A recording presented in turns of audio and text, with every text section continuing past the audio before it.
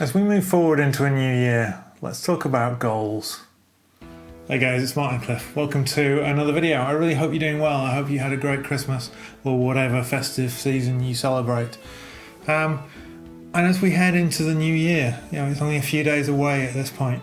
A lot of us maybe will set our minds to New Year's resolutions or these plans for the coming months. Maybe we start planning our summer holiday at this time of year. Whatever it is, and in kind of the simple living movement, a lot of the minimalist or essentialist thing, there seems to be a bit of a throwback about having goals.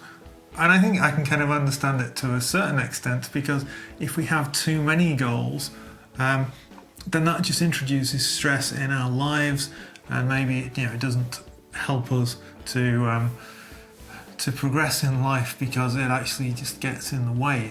It is mental clutter. But I don't think there's any harm in setting yourself certain goals, as long as you allow yourself some grace. Now, I'm not necessarily going to say you should make a New Year's resolution or you shouldn't make a New Year's resolution.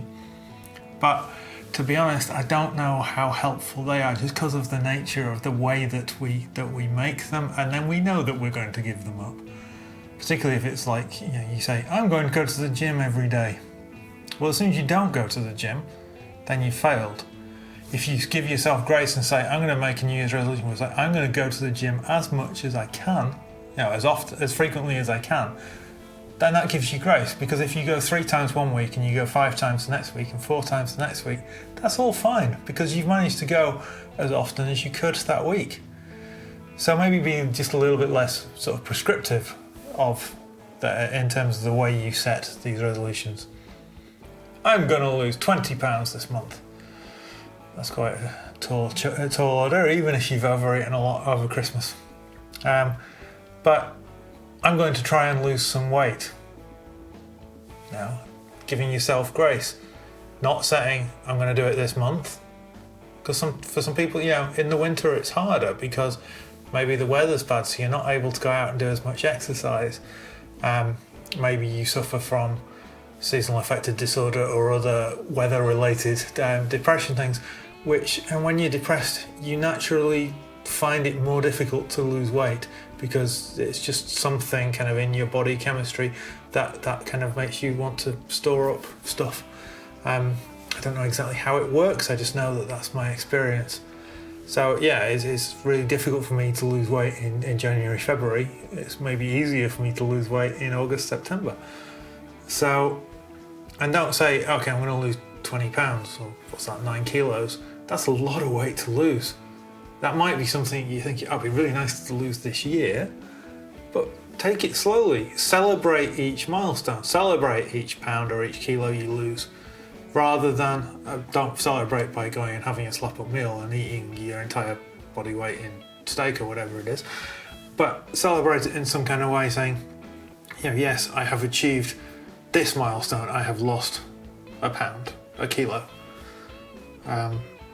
If you treat goals like that as gradual things, and you give yourself grace along the way, that's something that's, I think, really important. I'm going to try and go out and do more exercise. Not, I'm going to walk 100 miles this week. 100 miles is a long way. Some people, that's perfectly achievable. I would say I probably walk about 12 miles a week on average. But it can really depend. If the weather's horrible, or if I'm feeling a bit naff, I'm probably not going to walk even that. If I'm out in the hills and it's glorious sunshine and I feel like going for a nice long hike, maybe I'll do that in a day. It can depend on so much. Maybe you have financial goals. Again, celebrate the small achievements. I want to pay off this credit card.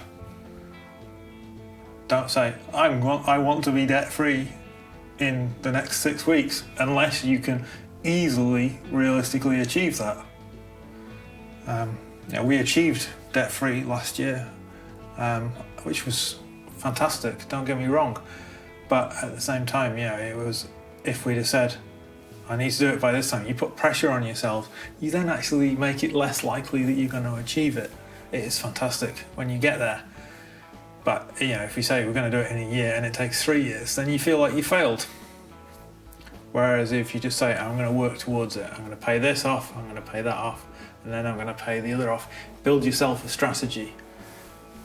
That's cool. Maybe your work goal this time. If your goal is something that you can control, I am going to work outside of when I should be working less. I am going to take on unnecessary extra responsibilities less. It's open-ended, it's achievable. I am going to gain a promotion. Well, who's to say whether you'll gain a promotion or not? That's not probably your decision at the end of the day. I am going to earn an extra $20,000 in bonuses. Well, maybe you will, maybe you won't. Who could have predicted what's happened in the last 2 years in terms of economy and other things, work-related? A lot of people thought going into 2020 that it's going to be another year of boom, and then everything shut and nobody worked. So I think, be realistic, give yourself grace. My goal, do I have any goals? I don't know. I try not to set New Year's resolutions. I try to kind of set myself up for paths earlier than that. So I'm going into a challenge of a no buy year. I may not succeed. There may be things that I have to buy beyond, obviously the life essentials. But that is a challenge I've decided I'm going to set off and try. I don't really have anything much beyond that. I am hopeful that things may happen. We're looking forward to going back to the UK at Easter. We're going back for a friend's wedding, so that'll be really nice. Summer we have ideas of our plans, but we're not going to be booking our summer holiday in January. But maybe that is something you do. But the thing is as well, if you have just enough money in your budget for the year to spend £3,000 on a holiday, don't go and book a £3,000 holiday. Maybe go and book a £1,500 holiday, so you've got buffer, because life has its unexpected things. Make sure you've got, maybe your goal for this year should be, I'm going to set up a bit of a safety fund, and maybe that initially will only be £400, $500, whatever it is. But then think, okay, if you achieve that, then add to it. The ideal kind of buffer safety zone that we should be working towards, or at least I feel we should, is 6 months of living expenses. And that's really hard for a lot of people. But it's something that once you get there, you get an enormous sense of relief because you have achieved that. Maybe your income is such that maybe how can I go about that, particularly with rising bills and stuff. Well, maybe there are things you can do outside of your day job that will help towards that. Maybe that's not feasible for you. So maybe your target would be, I would like to get to that stage in, maybe you say, I want to get to a point where I have a month's worth of living expenses saved this year, and if you achieve that, then you get 2 months. There is no race. Life is not a race, but getting yourself, rather than thinking, what wild thing can I do? What can I buy? What crazy holiday can I go on? Can I get a new car this year? Maybe just think, maybe I can get myself into a bit of a financially better, more stable situation. Life has its unexpected turns, but maybe set realistic goals, give yourself grace, give yourself flexibility, and as you go forward into the new year, maybe then you won't feel so disappointed at the end of January that you failed in all your goals. Hope that's helpful. Love to know your thoughts down below. Take care, and I'll see you soon.